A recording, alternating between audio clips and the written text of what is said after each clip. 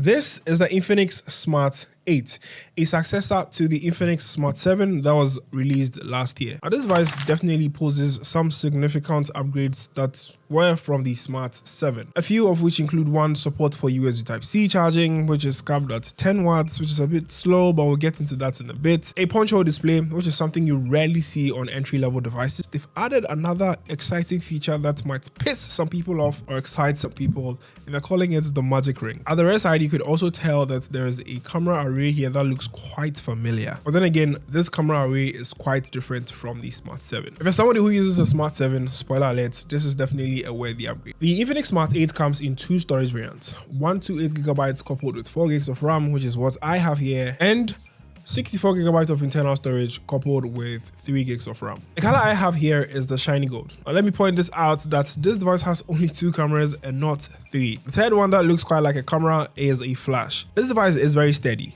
It's one of the devices that reassures you that even if you drop it, it's still going to stay strong. For those of you in Ghana, there's particular variants. The 128GB storage cost 1,038 Ghana cedis. But if you want to go for the 64GB variant, you're going to get it around 853 Ghana cedis. Could be more, could be less, depending on where you're getting it from. On the right side of the device, you'd see the volume rocker button and a power button that doubles as a side-mounted fingerprint scanner. At the left side, you have a SIM tray that has support for dual SIM and expandable memory. You can add up to 512GB of expandable memory on the device. There's a USB Type-C slot here which supports USB Type-C charging but capped at 10 watts, and that is a bit slow. But again, you can't actually complain because this device is a little under $100. Just display on here, even though it's an LCD display capped at 720p, still has support for 90Hz refresh rate, and that actually helps make scrolling through apps very fluid and smooth. They've added a new feature known as the magic ring.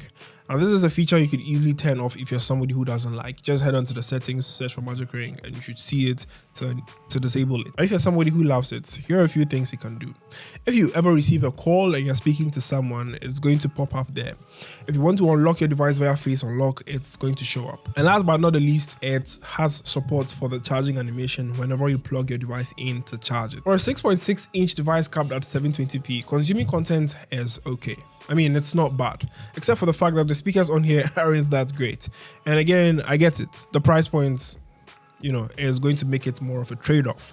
But then again, it's not extremely bright. The display on here is capped at 500 nits, and it doesn't really get bright, especially if you're outdoors. If you're somebody who is looking at using this device in a lot of outdoor scenarios, you're going to struggle a lot, especially if you're outdoors. So you do need to consider that when you're making a purchasing decision for this device. The Infinix Smart 8 runs on Android 13 Go. It's a much toned down version of Android. So for those of you who are looking at using this device for tedious tasks, processor hungry performance tasks, you're going to end up struggling a lot, especially for those of you who want to get this device for gaming. It's actually not the best. So obvious that certain games on here can't be downloaded on the device. Like Asphalt 8 is not supported on this device.